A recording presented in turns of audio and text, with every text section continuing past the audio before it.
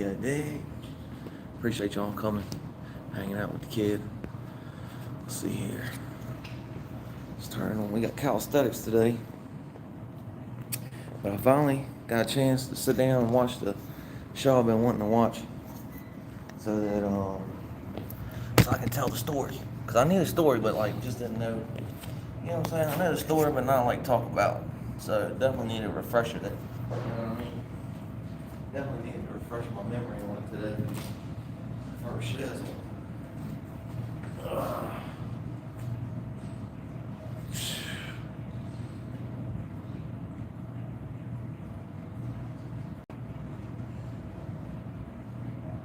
Eight. 10. But yeah. Trying to wait, at least somebody get up in here, you dig? Yeah. But we're gonna talk about the Alabama Serpent. CB, what's good, dog? Here we go, boys. We're gonna kick it off right now. I'll tell y'all a story. One night in Alabama, I think it's Scottsboro. Yeah, Scottsboro, Alabama. They got a 911 call to somebody getting bit by a snake.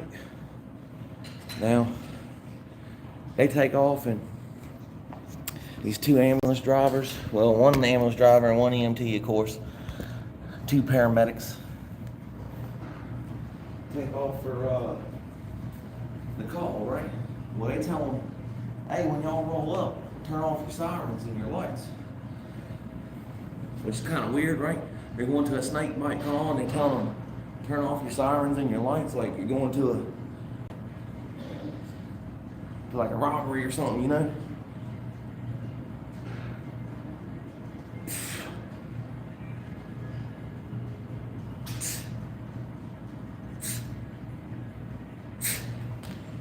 So the ambulance is headed down the road to where the call is. Maybe the woman on the road. I think it was in the driveway to the house. Wednesday. Push-ups. I think they found the woman in the driveway on the way to the house, right? Well, when they come upon her and check her out, she's got 2 snake bites. But she doesn't have, they don't have anti-venom on the ambulance. So the ambulance takes them to the local hospital there, which tries to treat her, but also they don't have anti-venom. So they load her back up. And start taking her down to the big hospital. And damn, I forget where they said it was. Hey guys, thanks for stopping in. Harmony, Patricia, thanks for stopping in. So they take her to the big hospital where she's treated, and on the way there, she's telling the paramedics, oh, I forgot Mike King's, telling the paramedics the story of how she was bitten by the snakes. She's telling them that her husband forced her to stick her hand into the snake box at gunpoint. Now, this happened twice that day. Once the day before, on Friday, and once on Saturday. Thanks for stopping in, brother. Much appreciated, son. So, as she's being treated, of course, the police department show up and start asking her about what happened. Inquisitively, wondering how she got her husband, why he would, at gunpoint make her stick her hand into a box with snakes in it. You know what I mean? Well, she starts explaining that her husband is a preacher, a Pentecostal preacher, pastor, if you will, who prays with snakes. So they head over to the house. They find Glenn Summer. What's his name? Glenn Summers. Let's find out here real quick, man, before I fuck it up, man. Oh, man. Glenn Summerford. Glenn allows him to search the house, takes him out to the shed where the snakes are, shows him all the snakes.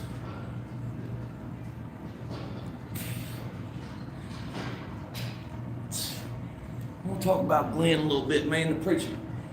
The pastor, Glenn.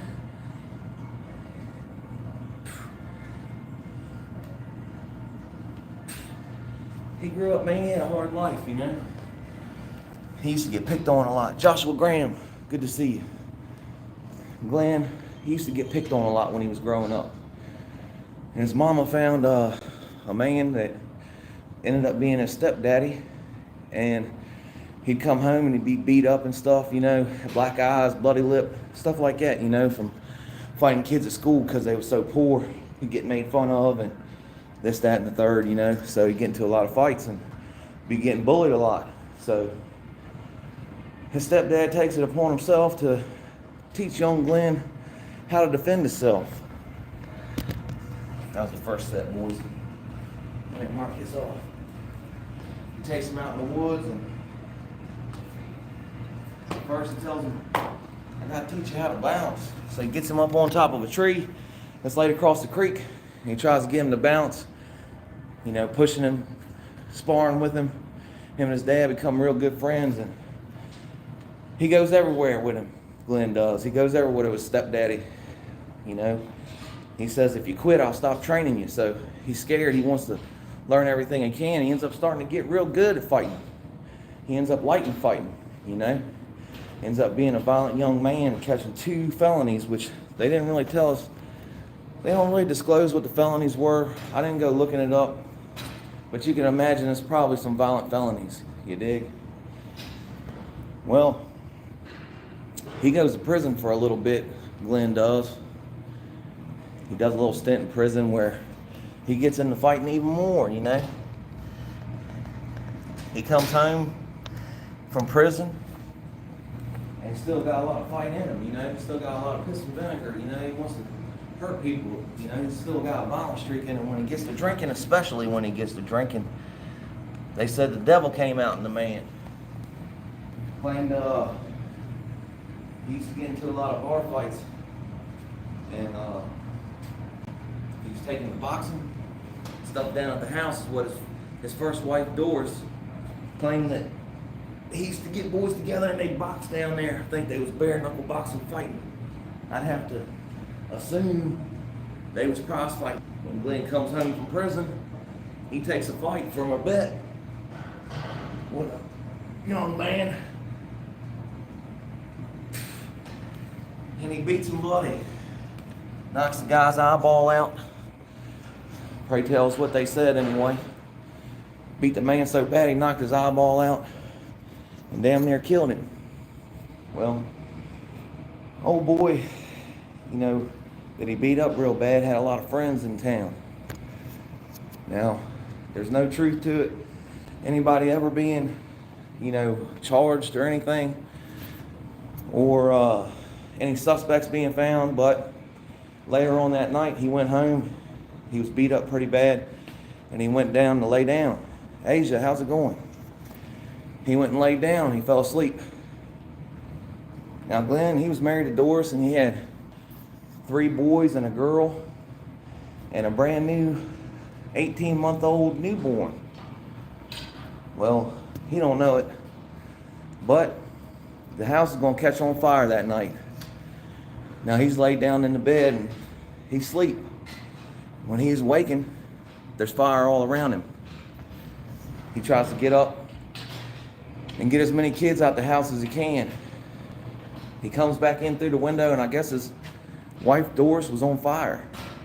She's trying to get out the house, he's trying to put her out, and they both fall outside the house. Moments later, the roof collapses in on the mobile home and the whole house is pretty much engulfed in flames. They go to looking and counting the kids up. And sure enough, they're missing 1 kid. The 18-month-old baby never made it out. Now, like I said, they never said anybody, you know, set that fire. They just said it was a house fire, but you know, he beat that guy up pretty bad, and word on the street was there was boys out looking for him that night. Mike King,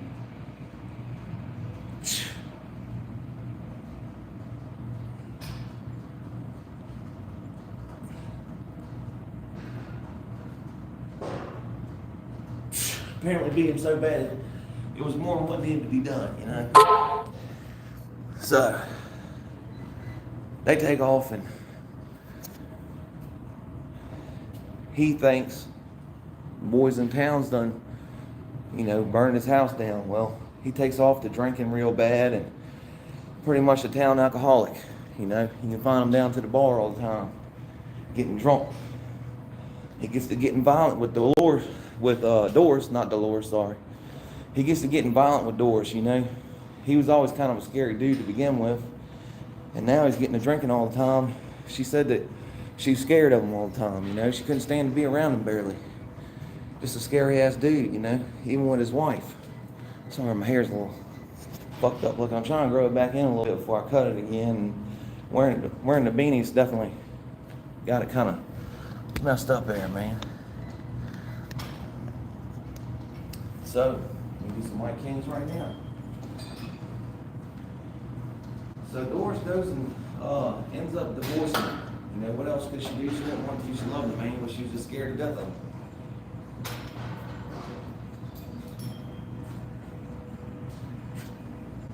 Now, on many occasions, Doris says he got a little bit violent with her. You know, never with the kids too much, but got to getting violent with her. Well, him and Doris get split up. They get divorced, and now he's hanging out the bar pretty regular. None have been running around with many women that time. He ends up meeting Darlene. Him and Darlene kick it off pretty good.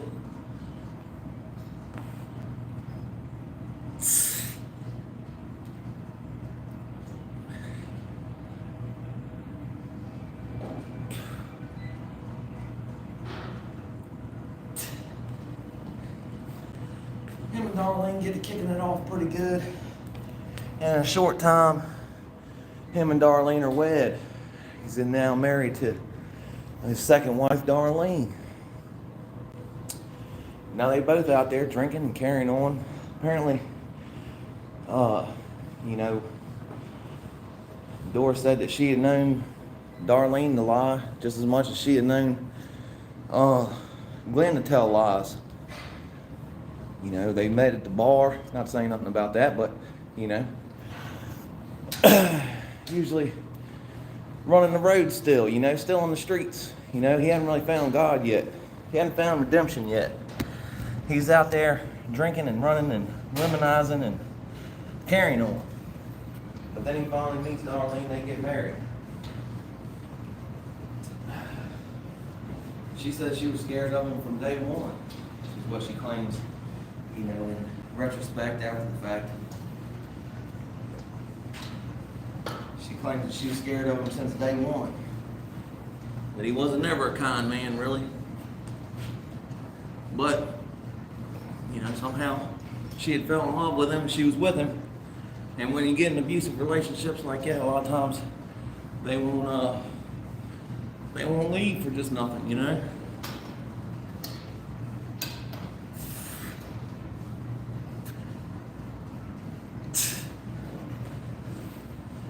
Alright, that's two.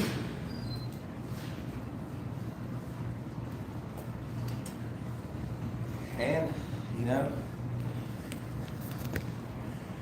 she quickly became pregnant with their child, Marty. Tashanka, what's going on, brother? So now with a kid on the way, she's even more, you know, not wanting to leave. She's married to the guy. He's violent. He's abusive. He's drinking. And at some point, he ends up seeing two guys. Katie, good to see y'all. He ends up seeing two guys in the woods while he's walking around. And the two guys said, well, come here and, let's see, come on, won't you pray with us? And I'll help you find God. And he said, yeah, I doubt it. But he sat there and sat with him for a while, and they talked with him for a while. Glenn claims that God spoke to him at that time and told him that he needed to change his ways, you know. be a better man. And if he took and went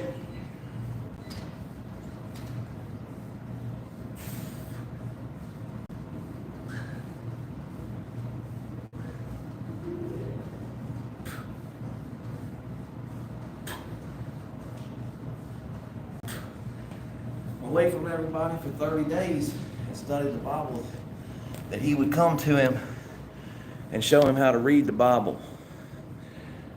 Now for 30 days he went out into a cave and he sat there, and apparently God came to him and showed him the way to understanding the Bible and the way it was worded and all that, you know. Now,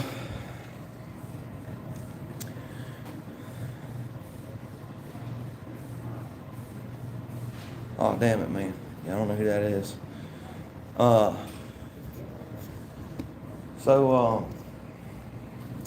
Where am I at? What was I doing, man? He finds God and finds redemption. God tells him how to read the Bible, and he does. And people can't believe how fast that he's made a transformation. They just can't believe it, that he could be born again that quickly and change his whole life. He quit drinking and started being a real godly man, you know. Now his son said that he's heard that when a man runs so fast to God like that, the devil tries to hold him even tighter. This is set 3.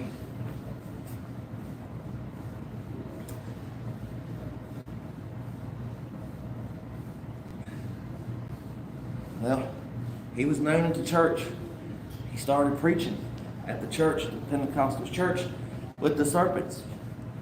He was known to be an avid serpent handler. He was very good at it. He'd been bit a few times, but for the most part, you know, he was known to be a great preacher. He brought people to the Holy Spirit. He had them feel the Holy Spirit. They said that they seen him preach and have a man 80 years old in a wheelchair stand up and walk around. They said that he performed laying his hands on Darlene one time. She cut her finger, and he laid hands on her cut, and supposedly it healed up and stopped bleeding. Now, I don't know who would corroborate these stories now, but you know, the boy said that he was in an accident and he broke his jaw, and Glenn laid hands on him and he felt his jaw moving and he got to eating again. So,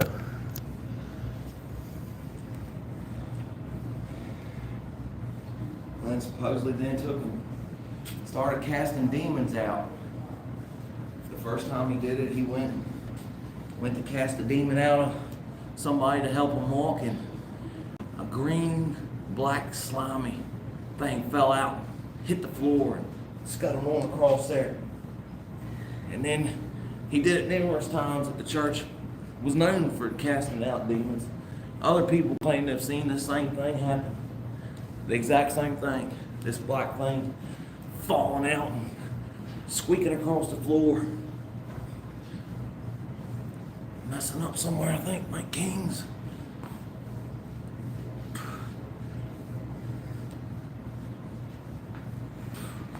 Now, most of the community claim they didn't even know these serpent handlers were even in the community. So, they must have kept it pretty quiet. But, I guess he goes to thinking that at some point, Darlene is being unfaithful to him. Things running around on him. You know, nefarious goings on. So he starts following her. Well, he sees, while he's praying out in the woods, he looks over, and here comes a truck pulling up in the yard of his house. And he's like, oh, God's showing me here what's going on now. The guy goes up in the house and lays down with his old lady. Now he sees this, and of course he tells her, he says, I don't want a divorce. Now, Darlene and their kid Marty was a young lad at the time. And unfortunately, Darlene had already lost one kid. The state had come and taken away one kid already from her for an inappropriate conduct. So she was pretty scared to lose another child, you know what I'm saying? So she's trying to tell him that she'll repent and, that she'll go on and stop doing what she's been doing,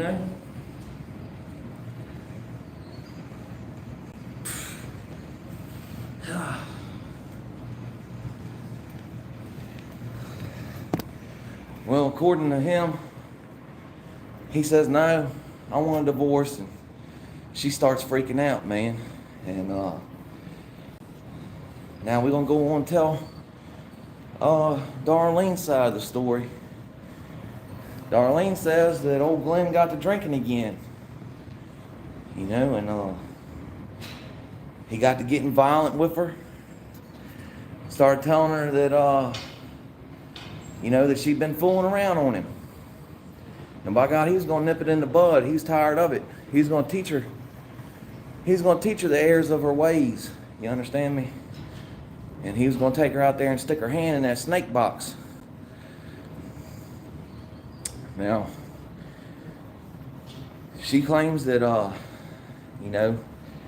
he held a gun on her, made her stick her hand in the box and take a snake bite.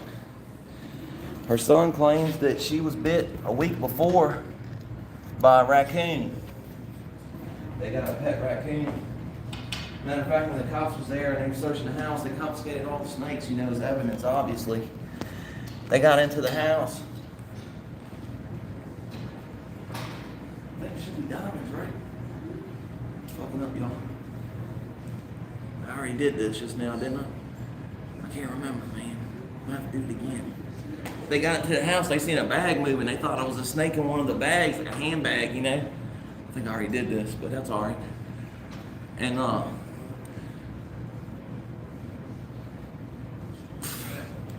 it ended up being a raccoon. Now, like I said, her son said that's where the snake bite that she claimed that she had came from. A sense of wonder. Thanks for stopping in. Much appreciated.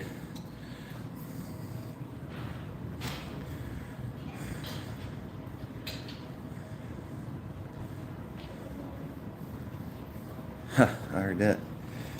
So, sorry guys, I'm trying to keep track of the story and where I'm at in the story, you know what I'm saying? So, they go out the next day. He says, listen, if you go with me, I'll take you to the hospital.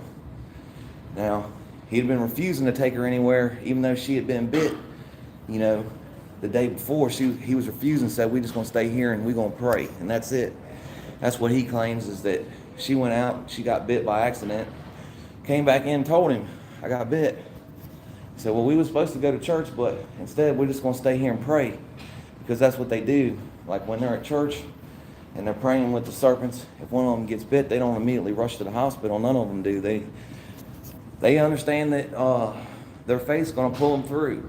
They believe in the Gospels of Mark, and in those Gospels they claim that if you believe in the faith and the signs, you will be delivered from the serpents. You'll be able to handle them. You could drink something that was poison and it won't bother you. You know what I mean? Your faith will pull you through. So she wanted to go to the hospital. She takes them into town. They go to the movie store, drop off movies. She's saying that her hand's all swollen up. She can't barely even walk. Now, the lady at the movie store, I don't know who she's affiliated with or why she would have any reason to lie, so we will say that she didn't. And she testified that when she seen her, that she didn't see her stumbling, she didn't see her swollen or any of that stuff when she was in there taking the movies back. She claims that he was messing with her the whole time. That he wanted, she asked to go to the hospital and he said no. Took her back to the house, they got to drinking. He claims this whole time that he ain't been drinking. And he wasn't drinking that night. But according to Darlene, he was drinking. And like I told you, man, when he got to drinking, he was a real devil. So,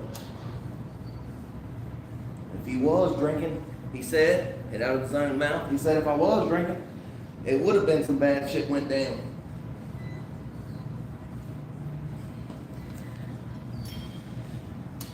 They go to dinner.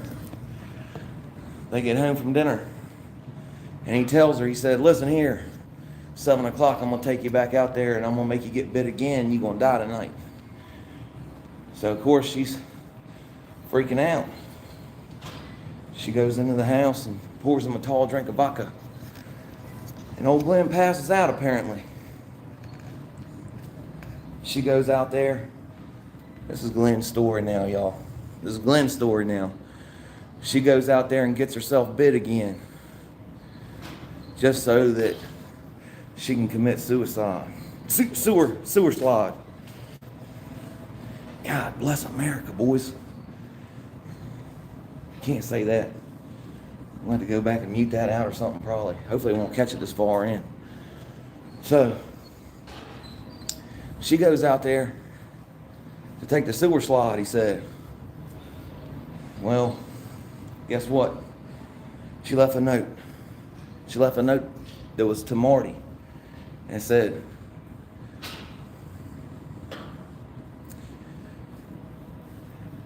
they said, be good to your daddy, listen to your daddy. He was asleep and he doesn't know nothing about this, but I went out to the shack and I got snake bit again.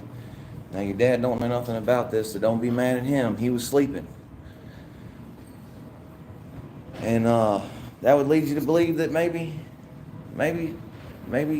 if there was a note that was left, you know, maybe that is what happened. Maybe she did try to go out there and harm herself, you know.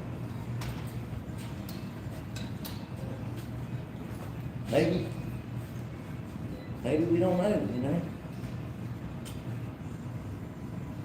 She says she got home. Glenn told her that he's going to take her out there and get her bit again.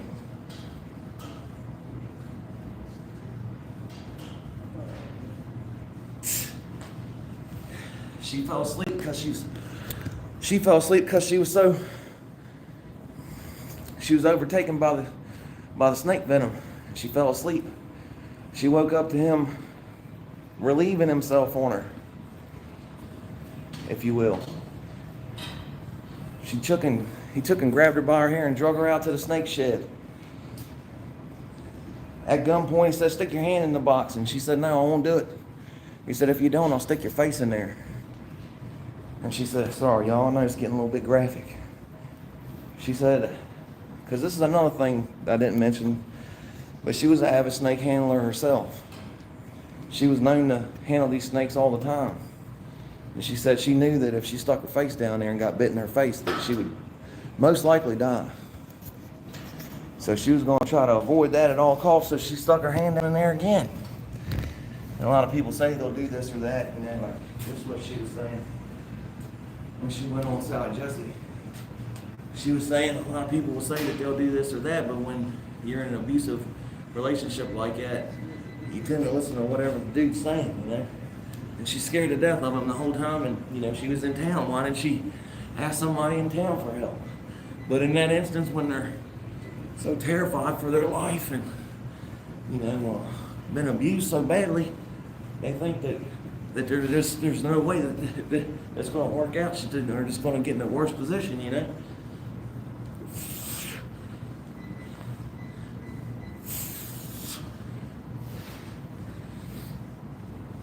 So she comes in after she got bit the second time and she pours a tall drink of vodka. And old boy drinks the vodka down, ends up passing out. That's when she calls 911. She asks him, please don't run the sirens and stuff. He's sleeping. And if he wakes up, he'll probably try to unalive me again. Now, she said they was asleep one night and she awoke and she seen a black figure in the room. It was a shadow of a human figure. And it was darker than the dark from just the, the night. When you look into the dark, it was darker than that. And she said it was a demon. She said it was the devil. She rebuked him, said, in the name of Christ, you will leave. And she rebuked the demon, and it left. And old Glenn woke up. And when Glenn woke up, so what are you doing? She said, well, there was a demon in here and I rebuked the demon. And he said, no, you didn't. If you did, call him back in. She said she called him back and the demon came through the door and sure enough possessed Glenn. And that's when Glenn started trying to unalive her. Well, going back to that letter, man, that she left, right? Pretty damning evidence there. She left a note behind saying that she was going to do it, right? Well, old boy made her write the letter at gunpoint. And the district attorney figures, if you read the letter and you think about it, it's pretty much just an alibi written for him. Everything's about him, none of it's about her. It's all about him sleeping and not knowing what was going on and pretty much getting him out of the whole thing. You know what I mean? Be good with your dad. He didn't know nothing. He was asleep the whole time. I went out here and got bit myself, and then when I came back in, he was asleep. But here, boys, that's all I mean. All right, so let's do some burpees and calf raises.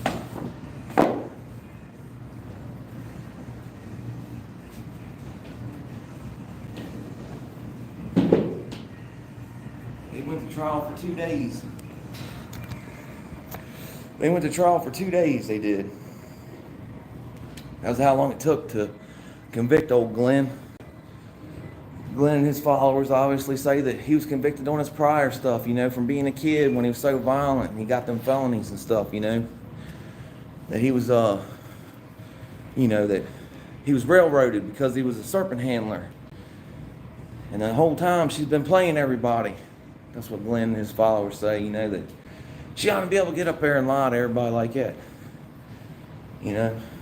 But, and you can tell Darlene is, a little bit strange, so. To hear Marty tell it though, their son, he was a young man at the time.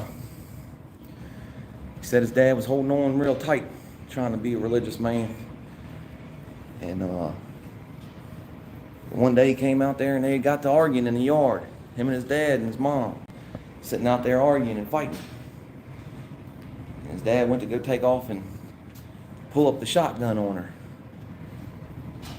So he shot an arrow right between them and hit a tree and told his dad that he'd protect his mom. If things came down to it.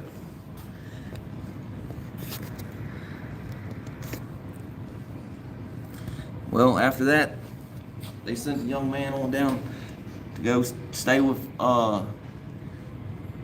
his brother and sisters-in-law, which is probably the best thing that could have happened because that night was the first time that he made her stick her hand in that box that Friday night, I guess. So he ended up losing both his parents, he said, that night because he doesn't know what happened with his mom. His dad went to prison. And his mom seems like she's a little bit, like to watch the video, man, she seems like she's tweaking, you know what I mean? It's kind of weird. I don't know if that was from, snake venom messing her up, or she's on the drugs, but she seemed to be a religious woman still. Glenn got 99 years because it was his third felony, being that it was that violent felony, attempted murder, I think is what they did. And got 99 years behind that jewel.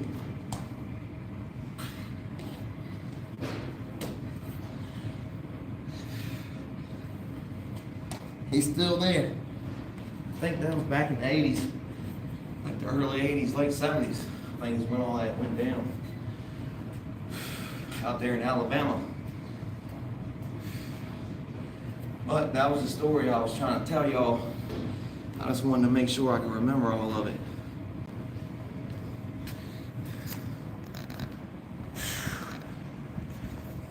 Sorry if I didn't get it going and just get the story out. If I would have kept stopping and reading, I would have got confused. I would have got confused and I would have forgot what I was talking about or where I was at. Whew. Thanks y'all for hanging in there with me, listening to the story.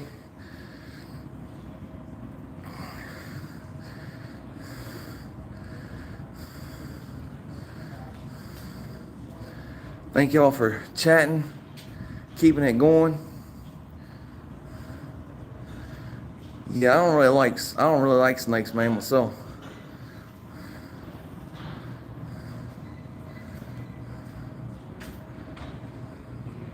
Nice. Damn wolf. That ain't a Malamute, that's a wolf.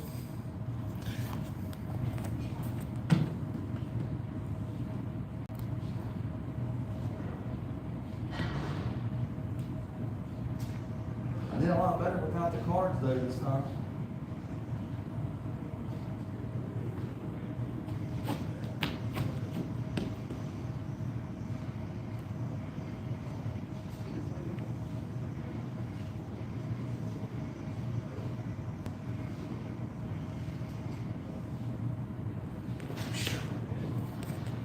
Man.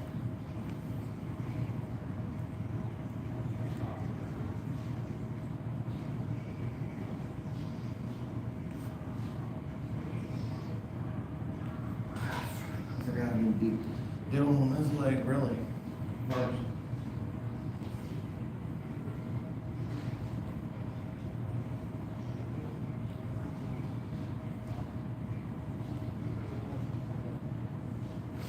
Do more if I wanted to, you know what I'm saying? I just do more of them. I need to pump that leg up, man. Gibbon Viper, I don't know what that is, man. I don't like snakes, man.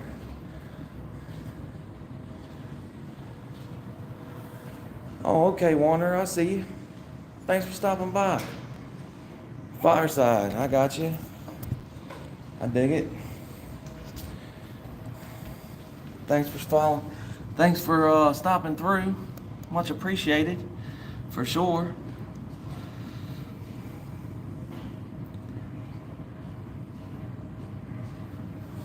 But hell yeah. I was telling the story, so I had to get the story done. You know what I mean? If I didn't finish the story, I got all discombobulated. I had it all in my mind, kind of. For the most part, I had it written down. So I needed to look back, but I think for the most part we hit everything I wanted to talk about with it.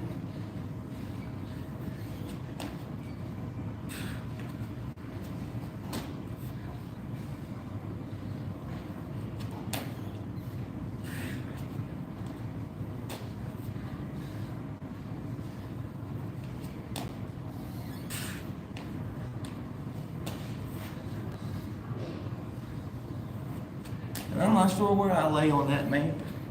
I think dude tried to make her kill. I think dude got the back of drinking and really tried to unalive her. I do, man. Unfortunately. I do believe that. The way they shoot the video, you know, the way they do the documentary, The Alabama Snake, the way they do the video, they kind of make it like where you kind of like flip-flop back and forth, you know, on what you think and who's lying or who's at fault, you know what I mean? But but yeah, I don't know, man. I think old Glenn got to drinking and was a real fucking demon when he was drinking.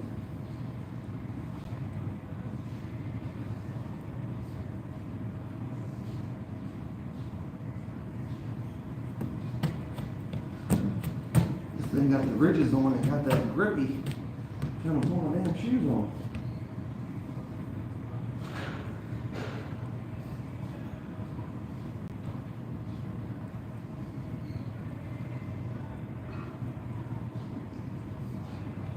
I mean, even his first wife said that the dude was kind of wild.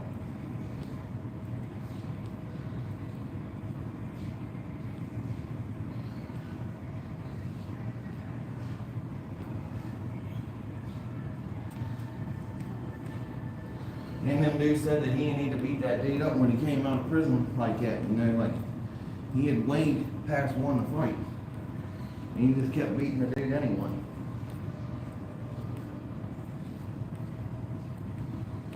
Some people, man, some people just like hurting people, you know? I mean, man, as terrible as that is, man. I did have one more thing. Let's see. Let's see what we got here. And that's the thing too, man. With him being able to lay hands on people and stuff, and people seeing him cure people and stuff, man. I'm the placebo effect is crazy, man. Like, you know, they gave people sugar pills for the longest time, and it's cured things that, you know, it didn't have nothing to do with taking a sugar pill. It was a placebo, you know. And when you get into a church place like that, and you want to believe in something so badly, and you got your faith so tied in to this group of people that you're with, you get that hive mind think, and peer, you know, not peer pressure really, but the peer thought. Like, it's easy to believe everything that charismatic dude's telling you, you know what I mean?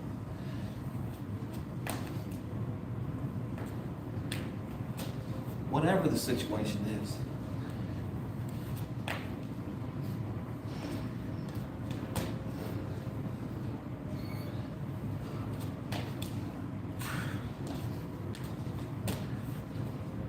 I mean, they're Christians too, you know, as well.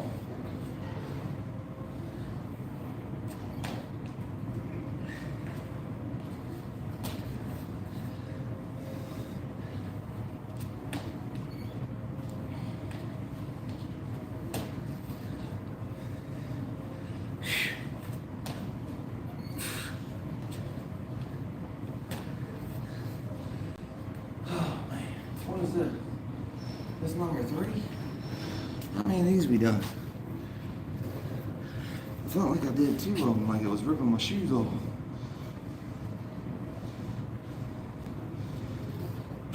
Yeah, I did 2. So this is set 3? I'm fucking confused, man. No way, right?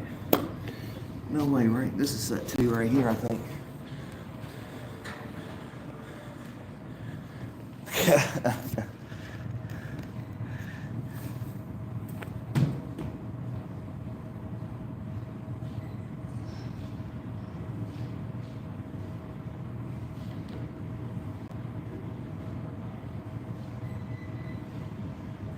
Yeah, buddy.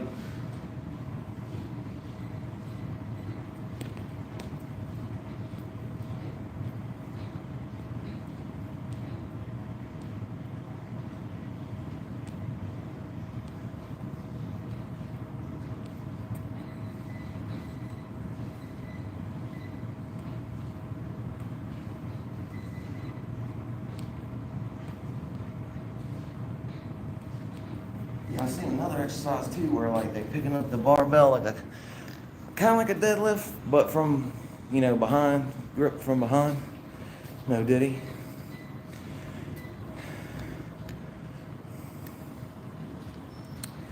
Yeah, man, it ties in with the ambulance drivers coming to catch her in the road and everything, you know what I mean? Thought it would look cool too. But yeah. I thought it would look alright, you know what I mean? Man.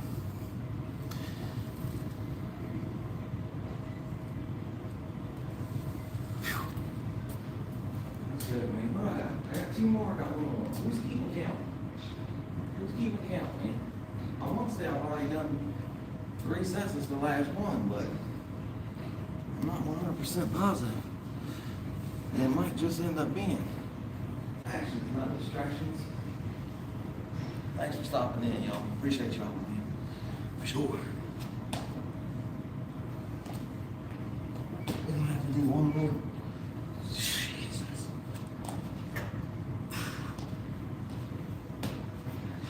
It's y'all's fault now. Nobody's helping me count. How many steps we've done?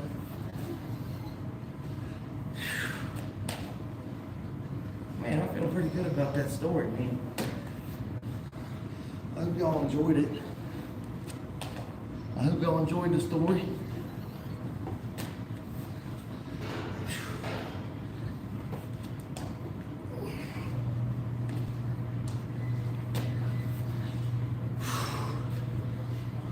We're gonna do one more after this one. We'll call this 3. We'll call this 3. No. How many sets it was? I can keep track of the 10, you know. I can keep track of the sets too if I write it down in the notebook.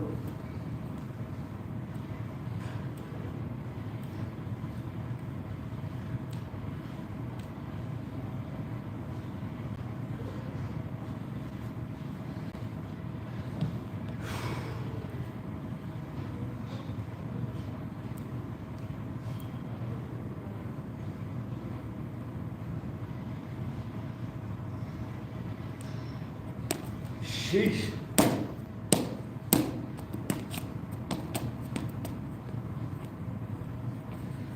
Oh man, there's another thing, dude. That Tim Kennedy dude, man, he's getting in some deep shit.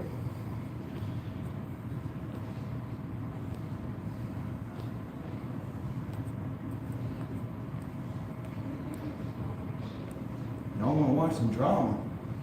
Y'all wanna watch some drama? Go check that out.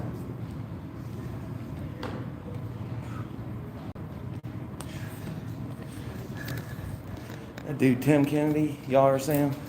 He be on like Joe Rogan, Matt Ryan, what's his name? Sean Ryan, fucking Matt Ryan. He's a quarterback, I believe.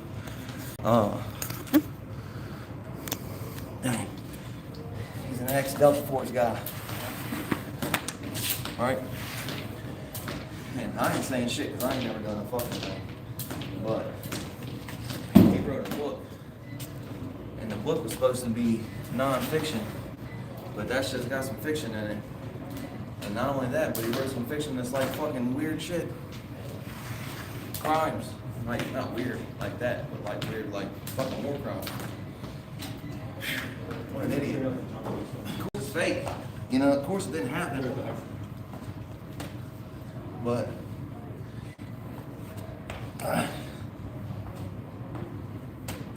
of course it didn't happen, but he's writing it because he wants to make the book interesting. And I'm thinking, hey man, you can't do that.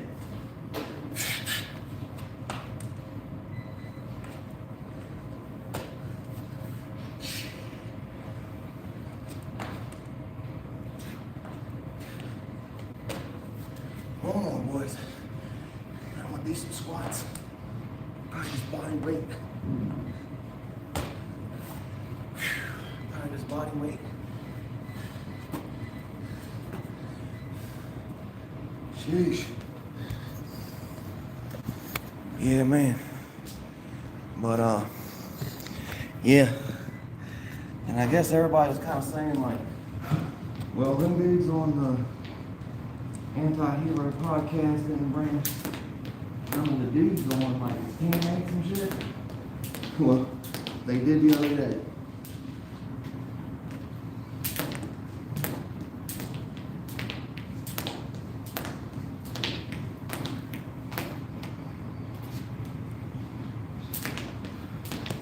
You should have probably just wrote that shit as like fiction or semi-fiction or some shit, you know what I'm saying?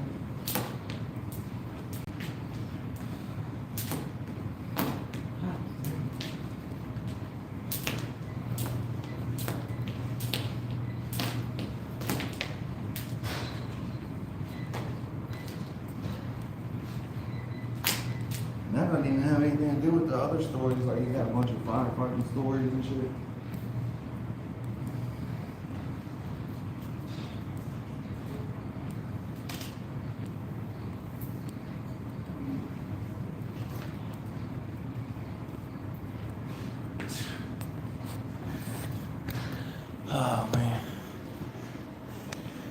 Here, well, let me grab this shit and I'll get out your way, homie. Got like 6 fucking index cards right here. But luckily I remember most of it. Oh, man. Damn.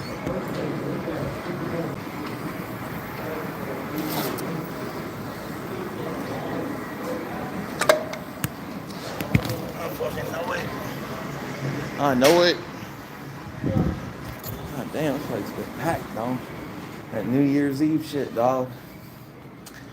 That fucking New Year, New Me bullshit. I mean, more power to you, but you know what I mean? More power to them, but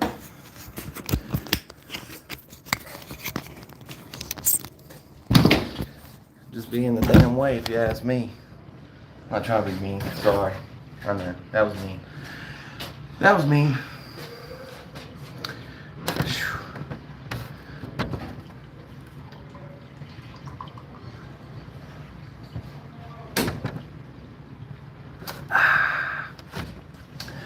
Alright, y'all. I'm gonna hit this elliptical machine for a little bit. Be good to yourself now.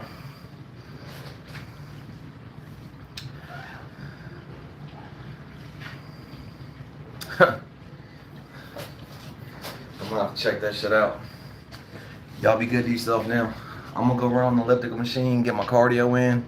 Thank y'all for stopping in tonight. Everybody's hanging out with me on the evenings on these workouts, man, and my workout partners. Appreciate the shit out of y'all. And everybody that chats, watches, supports the channel. Don't chat, don't comment. New to the channel, like Sense of Wonder. Appreciate y'all. I think that's all I got tonight. I hope y'all enjoyed the story. I'm gonna try and bring, try to bring some more shit like that. Figure out something else I'm interested in. Those 2 little snake handler stories, serpent handlers praying with snakes. It's just something that I'm like kind of interested in. So I always have been kind of fascinated by it. That being said, tell your loved ones you love them. They do be forgetting, y'all. And I'm forgetting something, man. I'm forgetting something. Something. I can't remember, man. Bicycle!